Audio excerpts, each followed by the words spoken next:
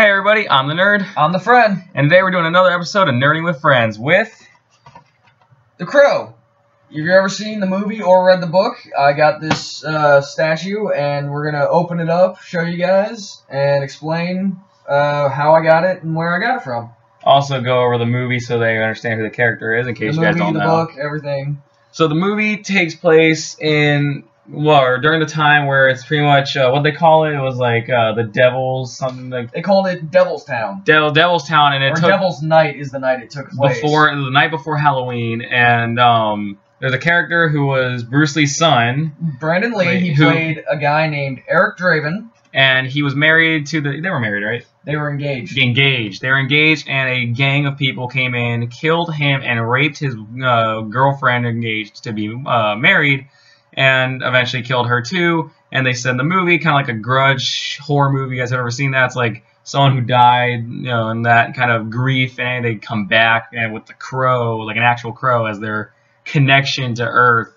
So he came back as like a unstoppable zombie kind of guy, even though he didn't look like a zombie. Yeah. And he went around using his Bruce Lee son skills to beat the living crap out of everyone who hurt him and his engaged girlfriend. A little note before we crack this open. I always thought it was funny that the Crow would find like these normal people who were just like in love and everything. Because that's the story of the Crow is if two people are in love, or if one person loves another person enough and they die due to unforeseen or extreme circumstances, then the Crow will bring that person back to exact revenge on the people who did them wrong. It's pretty epic. It is. But these people, these normal people, just get all of these like badass fighting skills for no reason. Yeah, out of nowhere. And I always thought that was cool, but that was to me just like, that was one thing I always noticed.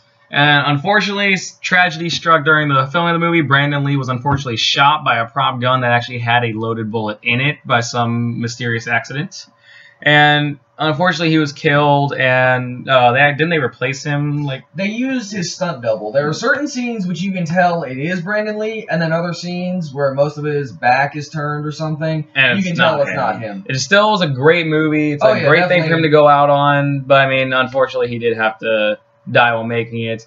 But let's open up the statue. Alright, so let's crack this baby open. Show a picture of what the real guy looks like.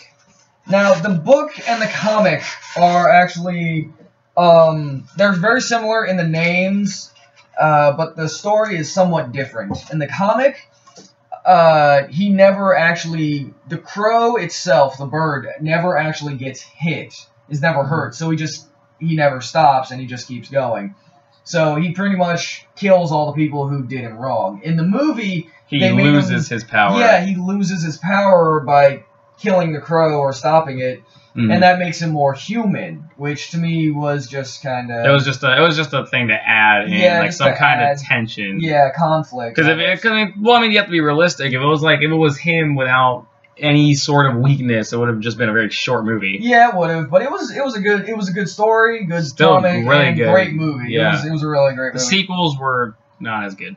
And City of Angels was the second one, right? Yeah, City of Angels, but that was alright. I did like Salvation though. Salvation was good. I was like, show the... Alright, so this is the bust. And this is the actor. Yeah. This guy is Bruce Lee's son. Yeah.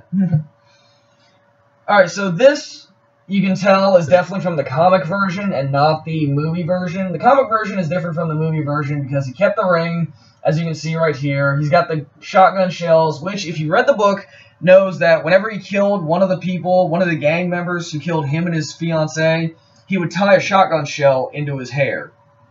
Notice on the little bit detail right there, his face. He was shot in the back of the head, and when he was, his eye changed color, and it came all the way across his nose. That was always a little cool detail that I noticed. Generally a creepy dude. Yeah, creepy looking. I got this when I lived in California many years ago. I got it from a comic shop. Comics and Stuff. I'm not entirely sure. It's been years since I've actually been back, but I got it for $50, and it was a really good price. It was the only one that they had there, and it's Hey, look, it's numbered too. Yeah, it's Item number. Yep. It's number Limited number of these. Yep. 1,363 Oh, out that's of not that limited. 2,500. Yep. But I'd say that's pretty good. yeah, it's still pretty limited. You can't find these things on like store shelves or anything like that. They also have variants, as you'll see on the box. You can see, says here the bloody variant. That's kind of backwards though. It's pretty much just him full of bullet holes. Sorry, and his arms are all cut up and bloody. And then there are other variants that they have, but I haven't seen any of them or anything like that. The bloody variant, I know, only came out with like 750 of them. But it's a great bust. Any Crow fan, or it's just like great to look at. It's really cool looking. It's not that heavy, actually. You know, it's pretty lightweight, but it's still like Really solid. Yeah, it's really solid, but it's also kind of resin, so it's still kind of fragile.